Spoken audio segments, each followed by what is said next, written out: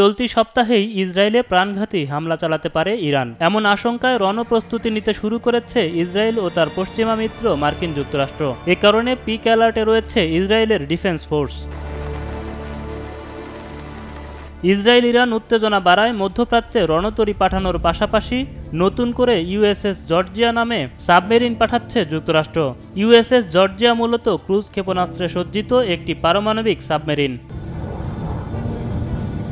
এছাড়া মার্কিন রণতরী USS Abraham Lincoln ও F-35C যুদ্ধবিমান মধ্যপ্রাচ্যে পাঠানোর নির্দেশ দিয়েছে পেন্টাগন। ওই অঞ্চলে থাকা আরেকটি রণতরীর স্থানে এই ইউএসএস আব্রাহাম লিঙ্কন মোতায়েন রাখা হবে। পরিস্থিতি বিবেচনায় এ রণতরীকে দ্রুত গন্তব্যেও যেতে নির্দেশ দিয়েছে যুক্তরাষ্ট্রের প্রতিরক্ষা দপ্তর।